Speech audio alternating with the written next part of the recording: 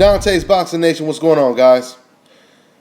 So yeah, today I wanted to talk about this terrific documentary that was put on, 30 for 30, the No Mas story.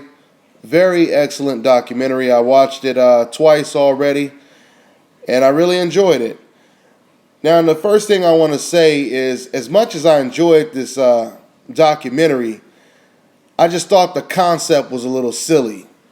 You know, Sugar Ray Leonard having to fly all the way to Panama to ask over 30 years later, why did Roberto Duran quit? I thought that part of the movie or the documentary was kind of silly to me. You know, we already know why Duran quit.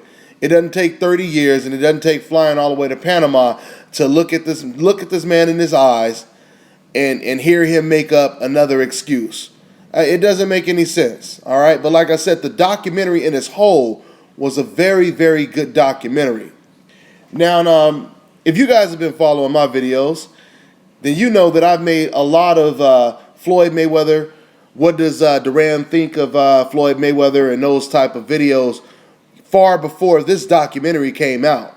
And in those videos, I told you a lot about Roberto Duran that actually came out in this documentary. Okay? I told you that he hated the shit out of Sugar Ray Leonard. And as much as I told you guys he hated Sugar Ray Leonard, once again, pictures say 1,000 words. So when you watch this documentary, it took what I said to a whole nother level. Now, to make my next point, I go back to a video that I was just watching recently. I was watching Adrian Broner in somewhat of an interview. And, you know, Adrian Broner, just being the comedian that he is, entertaining the media, the whole media is laughing, etc., having a good time talking about the fight with Marcos Maidana and his future, you know, how he does it. So anyway, I don't read too many comments, but I ended up browsing down and I ran across a comment. And the comment basically read, why is it the evil ones always succeed and the good guys, the ones that work hard, they basically don't get the same success, or they don't succeed, or they don't get the same type of treatment that the evil ones get? This is the message that was sent on a YouTube video, right? The evil ones. That's the key word.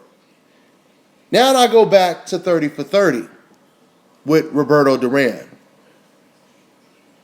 This man, Roberto Duran, just to name one of the evil things, if that's what you want to call it, that he did, is he seen Sugar Ray Leonard's wife at a press conference. He flipped her off and yelled, "whore," in front of everyone, right? Now, if I recall, I don't believe Sugar Ray Leonard was close enough or was around to hear it, so she had to go back and tell her husband what another man did to her, right?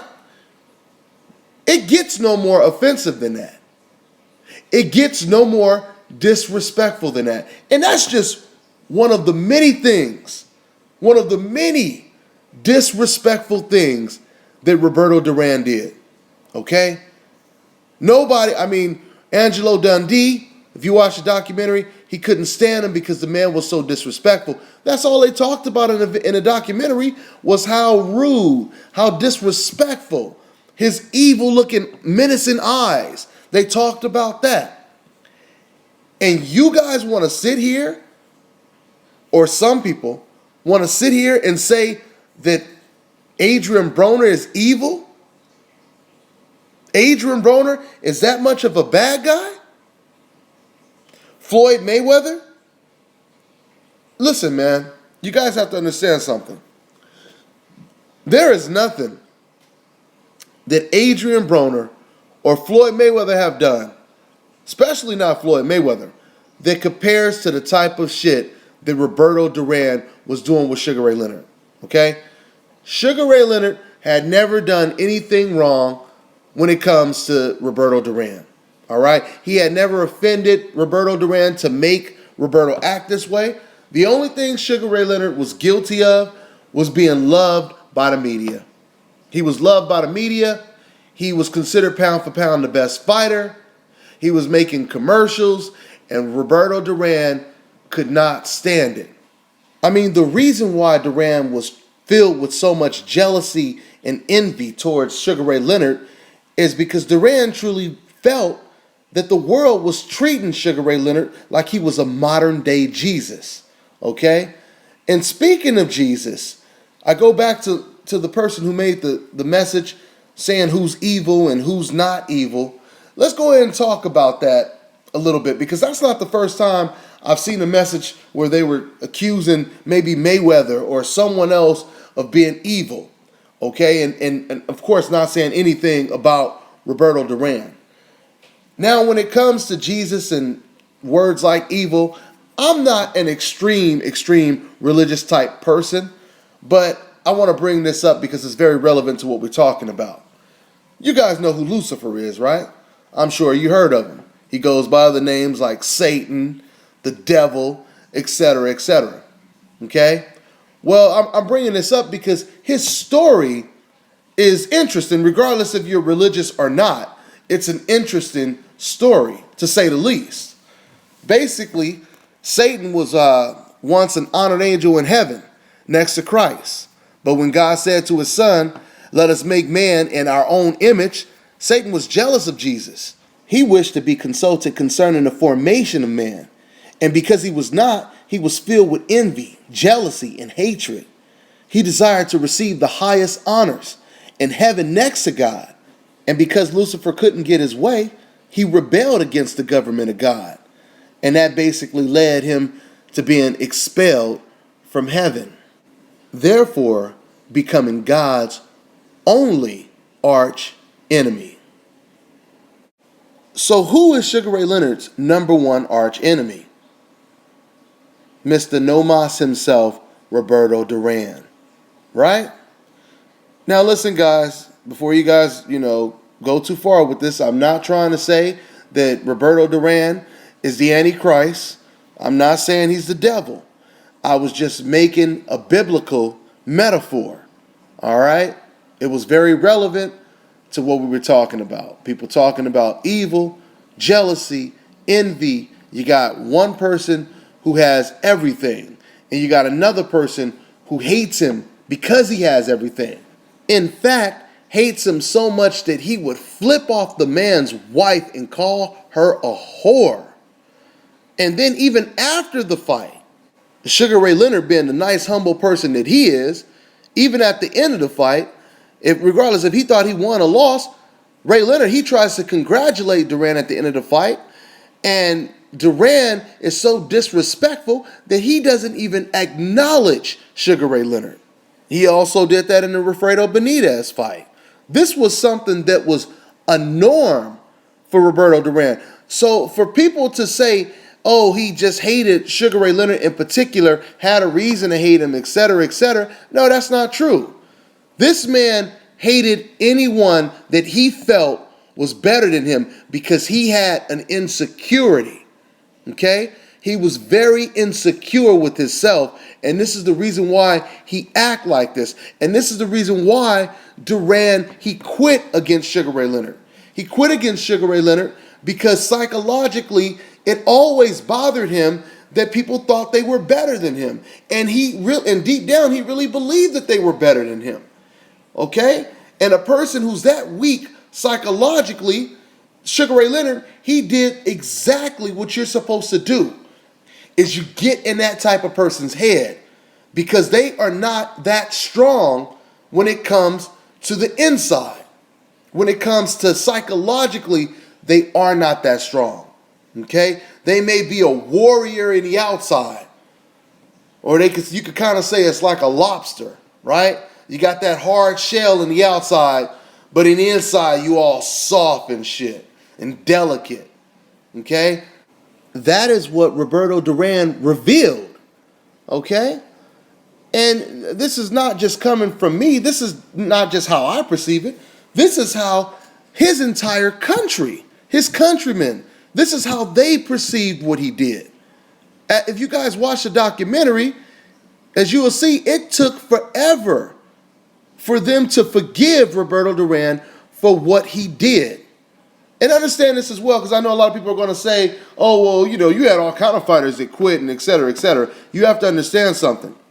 When you claim to be the baddest, the toughest, the roughest, the meanest fighter in the world, there is more pressure on you when it comes to you doing things like quitting, turning your back, quitting, and not just, like I said, not just quitting on a stool, not just kind of giving your trainer the wink, like, okay, you know what that wink means, it's time to go home, boss. Not that type of quitting. We're talking about quitting in the center of the ring, turning your back, okay? That's the worst way that you can quit when you are considered the toughest fighter in the world, all right? And like I said, man, a lot of people are going to sit over here and they're going to get upset when they hear this because they want to defend Roberto Duran. But you have to understand something. It was Roberto Duran's own people that were stoning his house, that were coming up to him with all type of disrespectful comments towards him, letting him know what they feel about him, what they feel about what he did for their country, okay? This man, Duran, he had to go into hiding because the backlash was so bad from what he did in this fight. All right?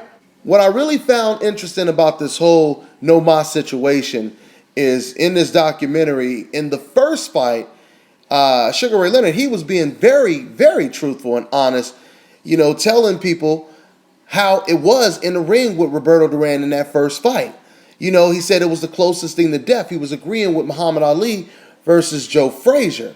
He said it was the closest thing to death, and, he was hitting me with hard punches, et cetera, et cetera. And he said it was something that creeped in the back of my mind that basically said maybe I should just go ahead and, quit and say, you know what, you got this one. Or maybe I'll come back for a rematch. I'm paraphrasing, but that's pretty much what Sugar Ray Leonard, he said, right? But then he said all of a sudden something came over him and said, no, fuck this. I'm not going to fucking quit. I'm going to ride this shit out. I'm going to give it my all. And if I get knocked out, oh well. But I'm about to go toe-to-toe and show this man he ain't going to make me quit. I'd rather die than quit, is what Sugar Ray Leonard said. You guys see the difference? It turned out the pretty boy who was perceived as, delicate and not really a tough guy, not really a warrior. He just likes to float like a butterfly. It turned out that he was more of a warrior than Roberto Duran was. You see how crazy things are? I was telling you guys this on another video. I don't know if it was a Hopkins video or whatever it was, but I said a lot of times, a boxer is perceived as not being as tough. But if you look at the history of boxing, a lot of times it was the boxer that showed more toughness, more grit at the time that he was supposed to show it.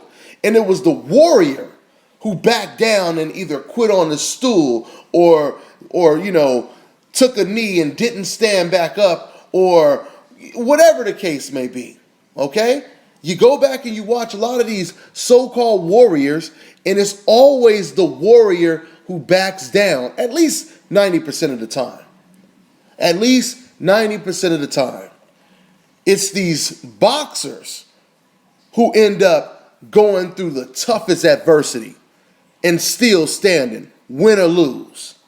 So this is the last minute of this video, but basically the double standards even existed back then. Of course, they were far worse than they are today, because we all know that if it was Sugar Ray Leonard that would have quit that way, people would have never forgave him, and Roberto Duran would have been looked at as the biggest hero.